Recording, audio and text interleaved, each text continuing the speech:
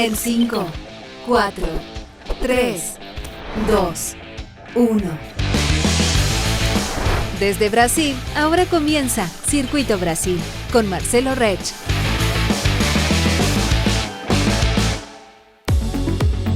Olá, bem-vindos a mais uma edição do Circuito Brasil, o seu programa de todas as sextas-feiras sobre ciência, tecnologia e inovação. Essa parceria da TX Plus com o Win4Health. Hoje nós vamos conversar com um veterano do jornalismo brasileiro, Gilmar Correia, vai explicar para a gente como a velha guarda conseguiu se adaptar ao jornalismo digital. Nós que viemos lá do jornal impresso e que hoje temos que nos deparar com as plataformas digitais de informação.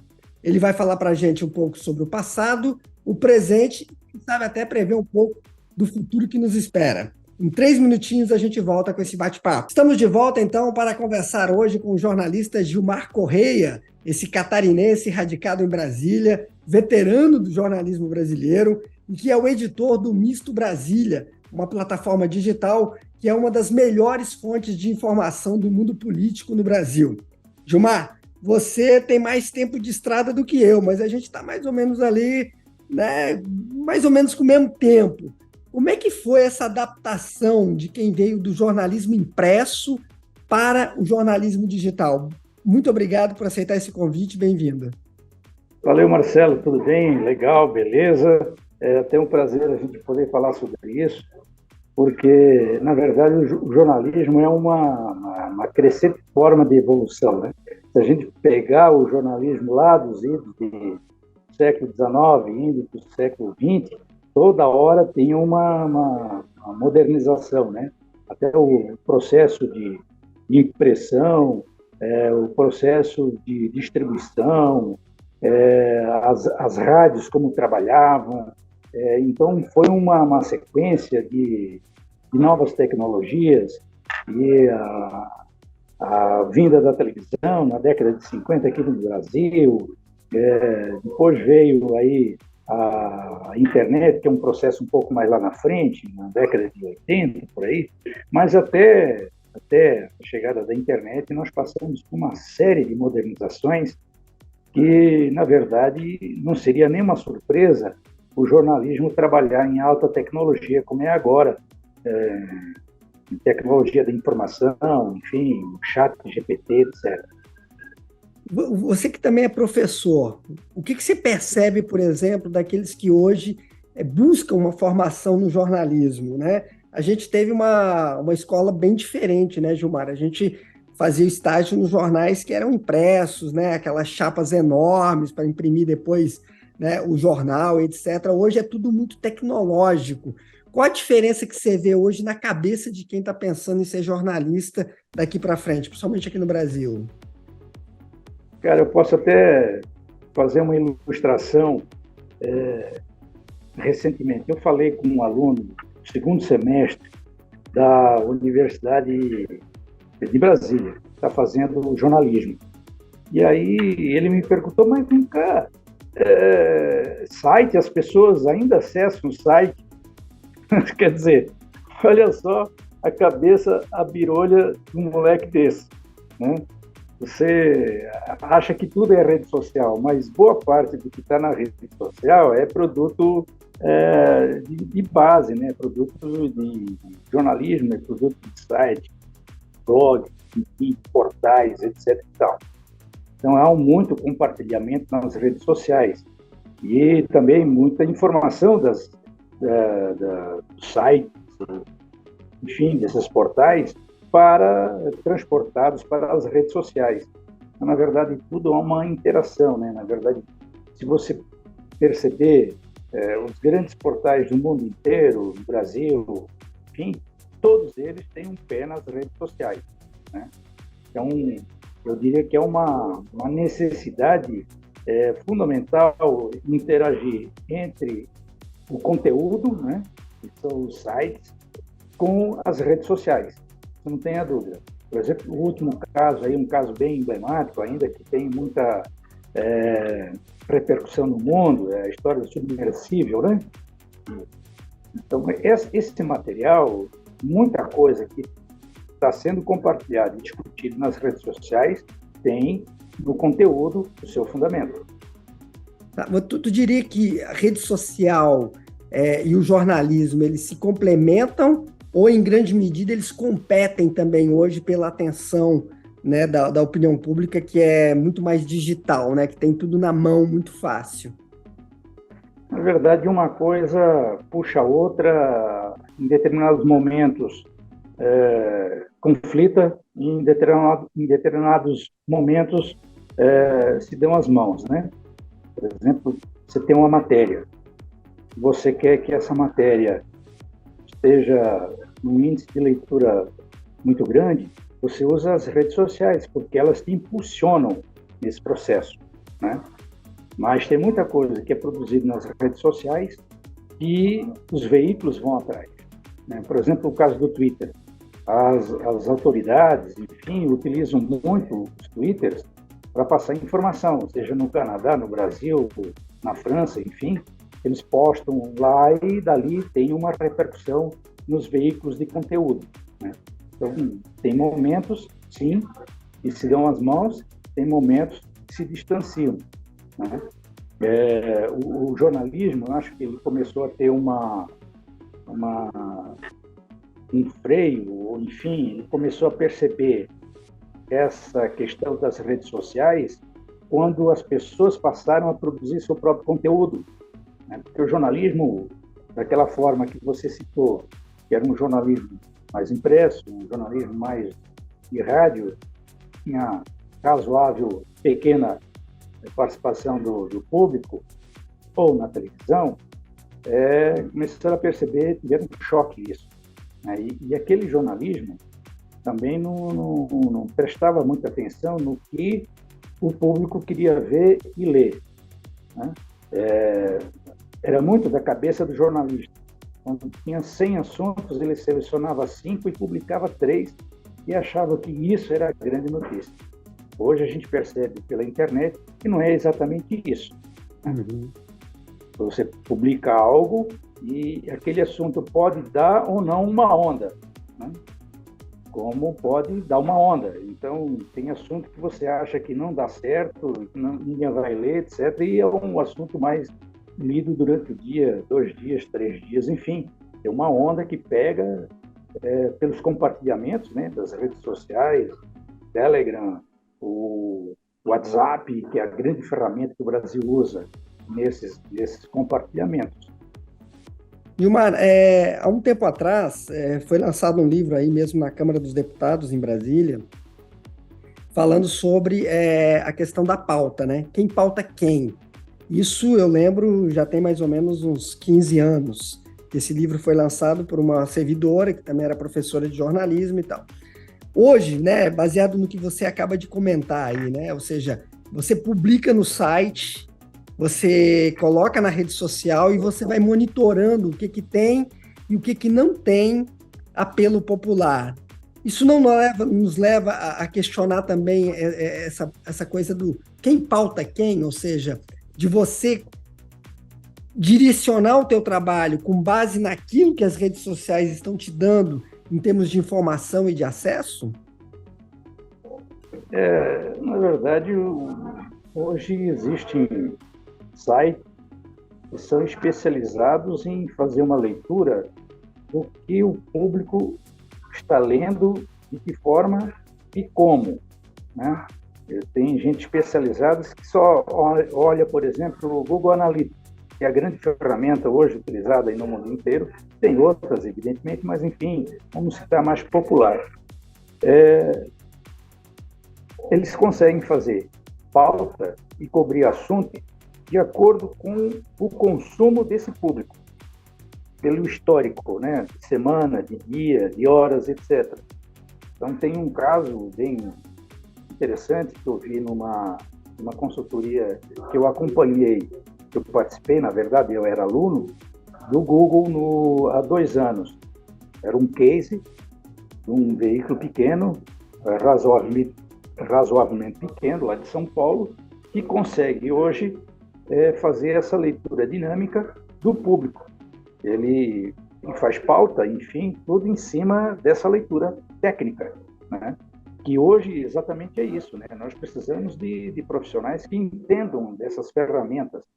Uma coisa é você fazer jornalismo, outra coisa é entender essas ferramentas, porque tem muita gente que não sabe o que é isso, né?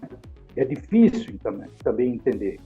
Tem um determinado momento que você precisa ter alguma coisa de programação HTML, sei lá o quê, entende? Mas isso é uma coisa bem interessante e essa questão da pauta, ela é muito relativa, né? Porque se você quer audiência, você vai nos assuntos mais quentes, né? O que dá mais audiência hoje? Audiência é polícia, aquela questão de lazer, a fofoca, enfim, quer dizer, o entretenimento, né? São as duas pontes fundamentais. Isso no Brasil, no mundo inteiro, tá? Não é só no Brasil. Eu estava assistindo uma série que é lá na Noruega, se não me falha a memória, tinha um caso lá, que houve uma série policial, e houve um assassinato, e o corpo apareceu lá próximo, tal, veio um ferry boat de um país para o outro, nórdico, e aí esse navio, esse ferry boat, teve que parar. E aí eu prestei atenção, digamos, na série, porque todo mundo estava com um notebook ou um celular na mão, daquele público todo do ferry. E quando alguém lá entrou num local que era um refrigerador de peixe, que eles botaram o corpo lá até a investigação desse uma certa continuidade, uma finalização, alguém fotografou esse corpo e entrou nas redes sociais. E eu percebi, pela história da série, que todo mundo assistia o escatológico, via o escatológico. Então, realmente, esses dois itens, esses dois temas, são os que mais arrancam publicidade e veiculação, enfim, público, né? Audiência. E depois aí vem outros assuntos. Nós, no nosso site, o mistobrasilia.com, nós não publicamos notícias de polícia, não publicamos esporte e também não publicamos entretenimento. Nós ficamos basicamente em 6 editorias, incluindo vídeos e tal, etc. Mas não entrando nessa seara de exploração, embora a gente saiba que isso dá muita audiência. Gilmar, mudando um pouco o foco, né, em vez de a gente abordar essa questão do que interessa para o público e mais para o profissional, né? Você é um dos jornalistas políticos mais experientes que a gente tem no Brasil. Como é que tu avalia o uso das redes sociais pelas lideranças políticas do Brasil? Porque em determinado momento passa uma certa percepção de que para os políticos acaba sendo até muito cômodo, né? Porque o cara se livra das perguntas incômodas, ele se livra da saia justa, ele vai lá no Twitter, por exemplo, e publica a versão dele, daquilo que ele tem interesse, que seja do conhecimento público. Como é que é lidar com isso, trabalhando dentro do Congresso, onde você está aí bebendo da fonte, digamos, né, dos políticos e depois aquilo que você vê que os caras publicam nas suas redes? Eu tenho uma opinião muito própria, né? Eu acho que isso é um desserviço. Veja bem, na Câmara dos Deputados, no salão dele, tem um espaço onde, teoricamente, onde deveriam acontecer as entrevistas. O parlamentar está tão viciado nessa questão de só ele falar e ninguém responder, e causar nas redes, né? Fazer lacrar, né? E nesses dias, por exemplo, eu até tive um arranca-rabo lá com alguns parlamentares e eles foram para lá chamando para uma entrevista coletiva. Veja bem, entrevista coletiva, na minha opinião, é o seguinte: alguém fala um pouquinho e deixa aberto para as perguntas para esclarecimento da opinião pública pelos jornalistas. E não foi isso que aconteceu, foi uma sequência de deputados fazendo discursos que pareciam um plenário, e quando chegou as perguntas, 1h15, qualquer coisa do gênero, não tinha mais ninguém para fazer pergunta, né? Porque eles já estão craques nisso, né? De horizontalizar o assunto. E aí entra a desinformação, entra a falta de contextualização, aí entra todo um espaço propício para as fake news, por exemplo. Uhum. O próprio interesse ideológico, né, em propagar uma certa narrativa, né, e pelo que a gente percebe, isso vem de todos os lados também, né? Não é só ideológico, né? Na verdade, isso eles já entenderam, né, que o algoritmo ele empurra para frente, né? Se você usar determinadas frases, palavras, tal, o algoritmo ele vai colocar na frente. Interessante, voltando ao Google, e ele dá com uma mão e puxa com a outra, né? Se você perceber aquele discovery, enfim, aquelas coisas, ele vai sempre impulsionar mais o que for uma manchete muito louca, uma mentira, etc. e tal. E aí, a notícia verdadeira, o fato em si, ele sempre vai perder estrada, ele sempre é o perdedor nessa história. Embora o Google, por exemplo, ou a Meta, tem aí uns programas de incentivo ao jornalismo, né? O jornalismo regional, o jornalismo alternativo, isso está acontecendo no mundo inteiro, na Índia, na África, no Paraguai, no Brasil, etc. Mas enquanto financia isso, de outra forma, não para com essa história de ter um sistema de travamento dessas mentiras, dessas fake news, dessas manchetes mais escatológicas, mais, enfim, fora da realidade, que chama realmente mais a atenção do público. Gilmar, antes da gente terminar, eu não poderia deixar de te perguntar, você que percorreu esse país inteiro, fez grandes coberturas, né, enfim, para o trabalho de apuração do jornalista, que é uma das partes, digamos assim, essenciais do trabalho, né, aquela coisa de você conversar com todo mundo, de procurar realmente contextualizar a verdade, enfim. As ferramentas tecnológicas, elas ajudam efetivamente? Ou você percebe, por exemplo, que essa disputa para ver quem deu primeiro a notícia acaba se colocando à frente, e aí às vezes a gente tem até manchetes que estão aí descontextualizadas, informações pela metade, enfim. Como é que fica o trabalho de apuração? A vantagem da internet é o seguinte, você pode atualizar minuto a minuto, né? Você pode dar uma informação em primeira mão e acrescentar os dados, enfim, vai acrescentando à medida que o fato, por exemplo, for acontecendo. E aí, incluindo links, etc., ter uma contextualização melhor no assunto. Então, essa questão de dar na frente é também uma questão de buscas, né, do sistema de busca. Você aparece primeiro ou não, etc. Enfim, tem toda uma lógica. Nós sempre procuramos dando alguma coisa na frente para depois trabalhar melhor o assunto. Uhum. Mas a tecnologia facilitou demais a apuração, né? Se você comparar o trabalho de 20, 30 anos, era um desastre, né? Você não tinha telefone celular, você não tinha rede social, você não tinha um sistema de busca imediato como tem hoje, né? Você tinha que apurar pela memória, né? Você tinha que buscar o arquivo no jornal, o arquivo lá na biblioteca pública e tal. E existia sempre um trabalho muito maior. Hoje, essa tecnologia te facilita, né? Muito a apuração. Até porque você pode buscar hoje informação jurídica, informações nas universidades, que são dados fundamentais, assim, confiáveis, né? Então, hoje está muito mais fácil de fazer jornalismo, mas nem sempre um jornalista consegue fazer uma pesquisa, porque às vezes não sabe fazer a pesquisa.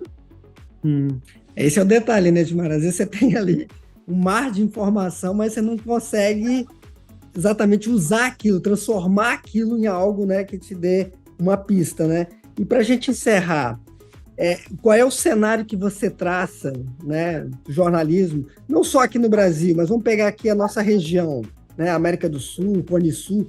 Como é que você está vendo o trabalho jornalístico hoje que é muito associado com as questões ideológicas, com governos de esquerda ou de direita, com essa polarização, o jornalismo está sempre ali, né? Ou ele é acusado de uma coisa ou ele é acusado de outra, né? Fica meio que difícil de ser realmente reconhecido como algo neutro e imparcial.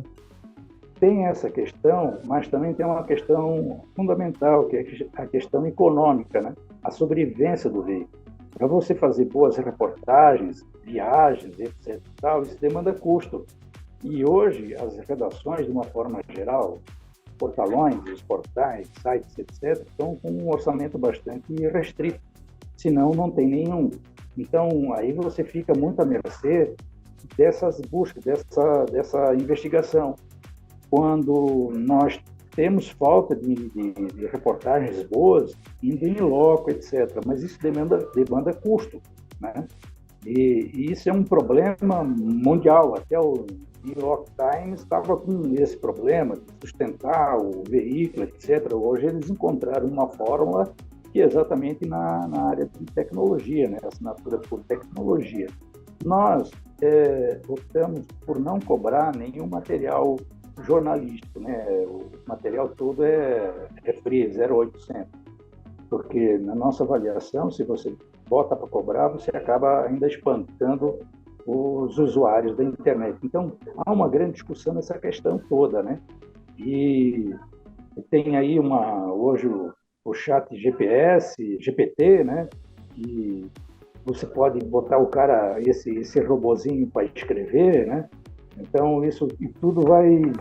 Você pode até botar esse robozinho para escrever e buscar uma informação mais precisa do seu próprio texto, né? Então, isso tudo facilita. Mas, de uma forma geral, nós estamos com um problema muito sério econômico, né? Por isso que tem esses programas de incentivar e ensinar o jornalista a buscar um financiamento da publicidade digital. Perfeito. Pessoal, esse foi o Gilmar Correia, jornalista profissional, professor de jornalismo também, um dos mais experientes na cobertura política no Congresso Nacional no Brasil. Gilmar, muito obrigado por participar do programa. Provavelmente a gente vai voltar a conversar com o Gilmar. E você que quer uma informação, como ele falou, informação de confiança, mistobrasilia.com. Lá você tem a cobertura do que acontece no Brasil, principalmente nesse momento de muita ebulição política. E nós voltamos na próxima sexta-feira com mais um Circuito Brasil nessa parceria da TX Plus com o InfoHealth. Um grande abraço e até lá!